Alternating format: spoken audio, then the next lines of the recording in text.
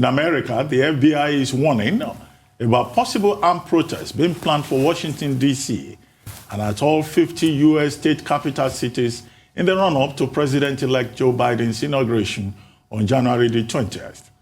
Faced with threats of more violence from supporters of outgoing President Donald Trump, the National Guard has been authorized to send up to 15,000 troops to Washington, D.C. Tourists are already being barred from some monuments from the U.S. Capitol. Our Special Correspondent John Cookson reports.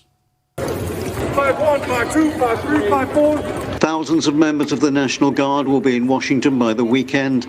At least one senator said that may not be enough to protect the nation's capital, and active duty troops may also be needed. The mayor of D.C. is demanding a ring of steel to protect the city from what she calls domestic terrorists. Am I scared?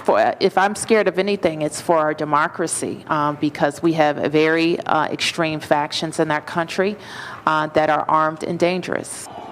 The assault on the Capitol on January the 6th, challenging Joe Biden's victory in the presidential race, left 5 people dead. Dozens of rioters have been charged and hundreds more cases are expected.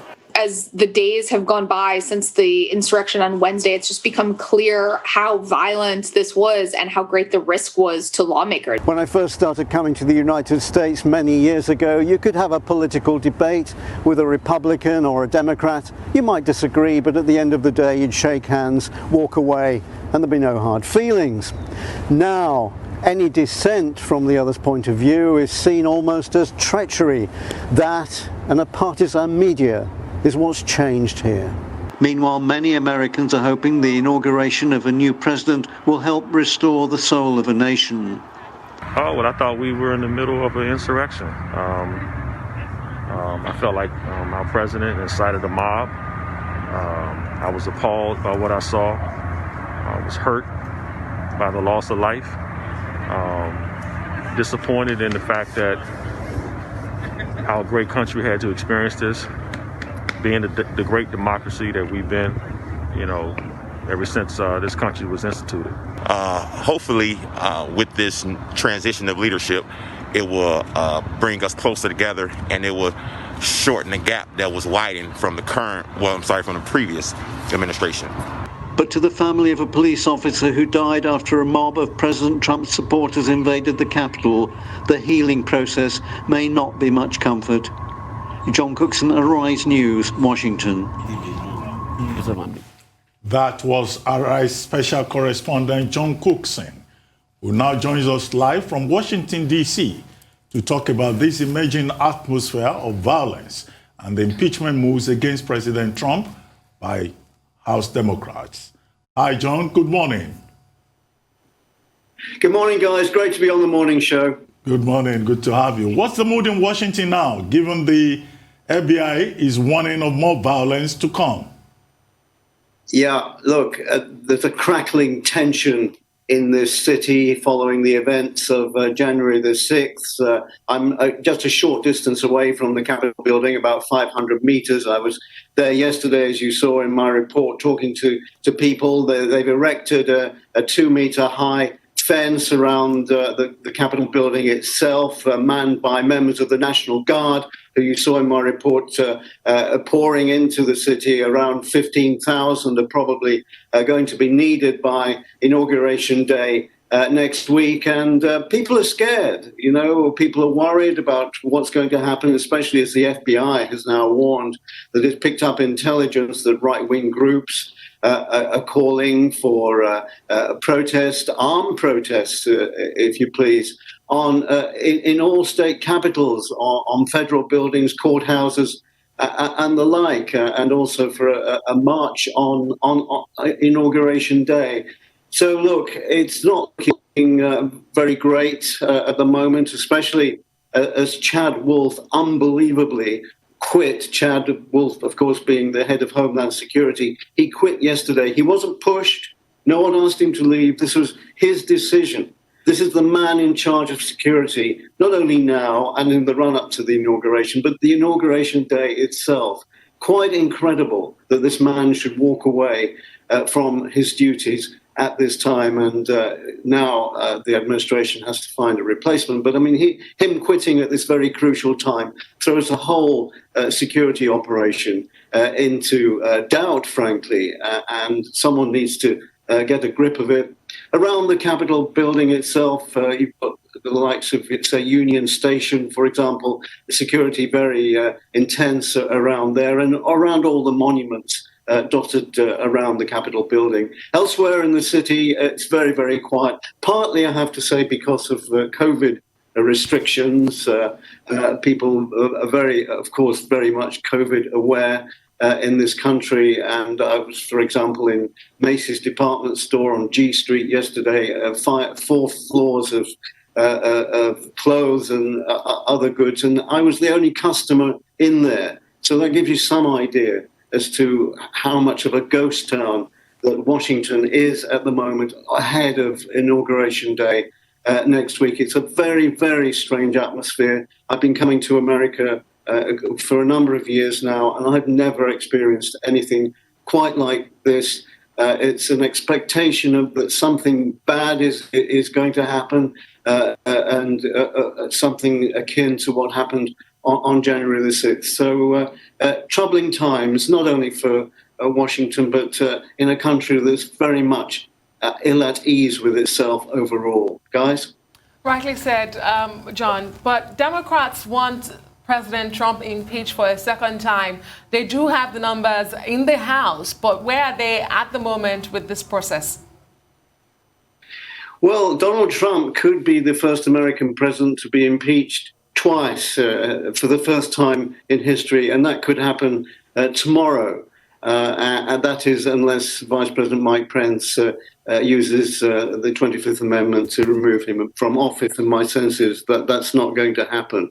Now, the votes are there in the House of Representatives for impeachment to go through. It's what happens after that, which is the big question, given the timescale of things with the inauguration next week. Will there be enough time for the process to take its course? And does Joe Biden want a very messy impeachment trial to overshadow his first 100 days in office, especially when he needs support for his cabinet picks? So my sense of it is that we'll have the theatrics of it going through the House of Representatives, and the votes are there. It's when it gets to the Senate which casts a doubt on whether the process will actually go through. There are at least 50 senators there who will vote for it, but they need another 17 for the impeachment process to take place and for a trial. And there's a big question, as I say, as to whether the new administration wants a trial. Now, there will be many in the Democratic Party who will be pressing for that, but this is Biden's decision. And this is also a new president who's talked about a healing process for the country. Would prosecuting Donald Trump help that healing process? Biden has to take this into account. So that's where we're at the moment. The resolution incitement to insurrection is what Trump is charged with under the resolution that was filed yesterday, and it will be heard in the House of Representatives tomorrow. Guys? All right. Anyway, Mitch McConnell, too, speaking, is saying that it's after the inauguration that the Senate can even look at anything, even if the House passes it forward. But I want to talk about big businesses. We've been hearing about some banks and other big businesses moving away from members of the Republican Party. Can you tell us more about that? Yes, these are the same corporations that got massive tax cuts under Donald Trump. Well, they've turned on Trump and the Republican Party.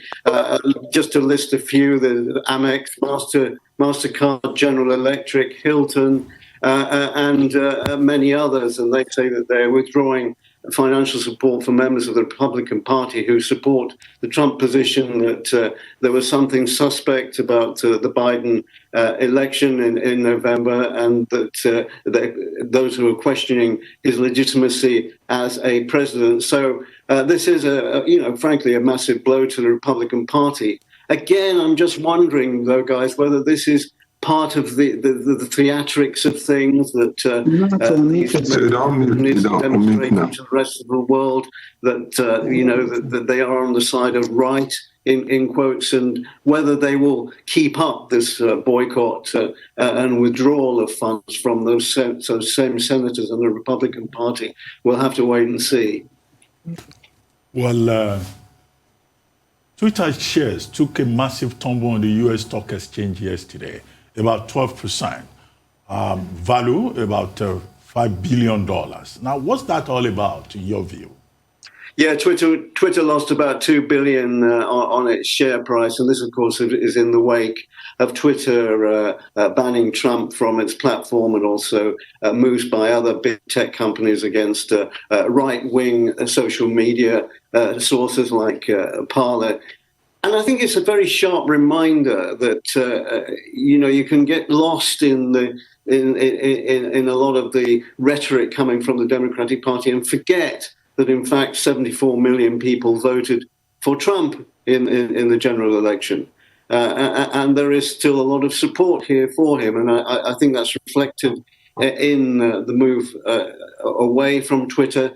I have a feeling that once these tense weeks go by, then suddenly Twitter will come back as far as its value is concerned. But it is a wake-up call to the CEO, Jack Dorsey, and others like Zuckerberg, that there is a different opinion out there in America. Guys? Well, John, we'll go on a quick break any moment from now. But let me ask you my question ahead of that break. President Trump seems very isolated, and some would say unrepentant at the moment. We do hear he plans a trip to Texas today to visit the border wall, which is one of his campaign promises to Americans. But have we got any response from the White House or the president so far regarding this impeachment process? Yeah, no official response. And to be absolutely frank with you, I don't think President Trump gives a rat's behind that he might be impeached twice. I think he's such a wrecking ball. He's such a one-off, if you like, that he will just see this as the big swamp having a go at him again. And so will his base. So I don't think Donald Trump will be too perturbed by what's going on at the moment, because he lives in a different world. We know that, and he's either playing a very clever game that might see him through in the end. I mean, we hear talk only on a background basis that he's planning to spend millions in 2022 in the midterms to try to for the Republicans to retake control of the Senate and the House. I mean, it's just talk, but that's a possibility. He's also mentioned that he might run again in 2024. So we're dealing with a figure, some may say a very dangerous man, some may say if they support him, he's a hero, but we are definitely dealing with a one-off here. And we're just in extraordinary times, guys. All right, we're definitely dealing with a one-off, not just a one-off, I dare say. I say a populist, and the trappings of a populist are very evident here. But most importantly, I want to talk about what this will do for the general image of America, because the Republican Party is even split down the middle as regards getting Trump out of office. Yesterday, they refused the House to invoke Amendment 25, the 25th Amendment on Trump yesterday. So that's to show you the division and polarity in the House. What's your take on all of this? My take of it, being a foreigner here, being a stranger in a foreign land, is that I think the rest of the world is looking on, and with sheer astonishment. And some will be looking on with satisfaction. If you can hear me, I'll just take a quick breather. We'll come back to you. Thank you so much for your time.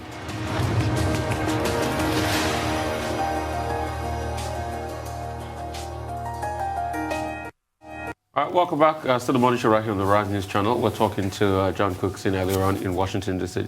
John, I'm sure you just want to hop on that question real quickly I asked before as regards the view of the rest of the world on all of this. And you were talking with the lines of as a foreigner in this country. Yes, I mean, I am a visitor to this country. I watch things normally from London, and like the rest of the world, we're astonished at what's going on here in Washington and in America as a whole. And there will be other leaders throughout the world who'll be actually rubbing their hands with glee. One thinks of Putin and Kim Jong-un and the Chinese leader. That this is all it's weakening. Arguably the greatest power on earth, and until Biden can get a grip of things and to begin to use the cliche, the healing process for America, America will continue to be weakened by this. And this is to go back to the question about does he want an impeachment trial for Donald Trump? I suspect that Biden probably doesn't. I think that the country has been weakened not only domestically, but also in terms of its international clout. It's already been weakened by what's going on. We've got the transition going on too. That Biden might not want an impeachment trial. He'd like to turn a page, if you like, and try to push forward and to build America up again. It is about America's image in the world. What happened on January the 6th is massive. I mean, some journalists talk about it being the same as the assassination of the Kennedy brothers, Martin Luther King, of course, and 9/11. Frankly, I'm not sure it's quite on that scale yet, but we're just at the beginning of possibly here of something much, much bigger. I'm personally very worried about America. This is a country where there are 500 million, I'll just repeat, 500 million guns in the hands of civilians. Now, to me, that's a frightening statistic. And people are so divided here. As I said in my report there, in the past you could have a reasonable conversation about politics with people, and you'd shake hands if you disagreed, and you'd agree to disagree. But you can't agree to disagree in America anymore. You're either one or the other. You're either Dem or Republican. And if you're on the wrong side, then there's a kind of hatred for the other, which I find hard to understand. It's partly, I'm sure, due to a partisan media, and also social media, of course, has got a massive part to play in all of this, because like millions of others, you tend to watch the news feeds that interest you, and this creates even greater division. So this is a country very ill at ease with itself. I'm not sure personally whether Biden is the right figure to bring everyone together, but it's almost like a grieving process. You have to go through stages. The next stage is coming up next week with the inauguration and the new cabinet in place, and for a new leader to try to bring the country together. So it's an interesting chapter in American history. I'm personally very worried about what's going on in this country at the moment. I hope that my pessimism is ill-founded, but we'll have to wait and see. Guys? Really, I guess at this point we can even talk about three major political parties in the United States: the Democrats, the Republicans, and the Trump party, because President Trump has managed to create a cult of personality around him that is highly political and divisive. But we've seen the preparations in Washington, D.C. in terms of security. But the FBI indicated that there is threat of violence in all capital cities. Do we have any information as to the level of preparedness in some of those state capitals? Now, look, in the past, I would say the FBI are onto it. The Secret Service are onto it. Nothing's going to happen. Everything's fine. But I think something changed last week. And the head of Homeland Security quitting, of course, doesn't help. I suspect that the nation isn't prepared for what may or may not happen. The forces have been unleashed now, which no one is able to control, because they use social media. Both right and left use social media intensely, and you can't monitor all of it all of the time. And also within law enforcement themselves, there are factions supporting the Dems or the Republicans. Many, it seems, of the demonstrators who forced themselves into who and indeed rioted at the Capitol building were actually members of the police force and also the fire service. Maybe even members of the armed forces. We'll have to wait and see. An investigation's underway to find out exactly who took part. But you have all of this going on at the same time. So to answer your question, yeah, last year I would say America is ready for it. I'm not so sure that the nation is now. That there are divisions at every level, from the honest foot soldier, the cop on the street, to the very highest in office. That there's a division here, and it's very frightening, guys. Well, John, we do know that Vice President Mike Pence is reluctant to invoke the 25th Amendment. Given the time left, some have questioned the need for this impeachment, the intent of this impeachment led by the Democrats, and if it will carry through, given that, the Senate, the Republicans control the Senate. But what sort of pressure does this put President-elect Joe Biden, whose inauguration is also on the way and has now been threatened by this threat of violence? The FBI has also said there are direct threats to the life of President-elect Joe Biden, Vice President-elect Kamala Harris. So what sort of job does he have to do now? How intense is this pressure for him? And what's the most logical path out of all of this for America? Mm-hmm. Who would want to be Joe Biden at the moment? I mean, this is a man who has spent a lifetime in politics, and he must be reeling too. I mean, this is a man who cut his teeth during the era of the Kennedys and Luther King, a great period of American history in the 1960s when there was great liberation. And you had solid politicians, men and women of quality in power. They've all gone now, and we're left with these, characters who are manipulated and control social media. A very thin, I would say, characters who are now running the show. And Joe Biden must be absolutely.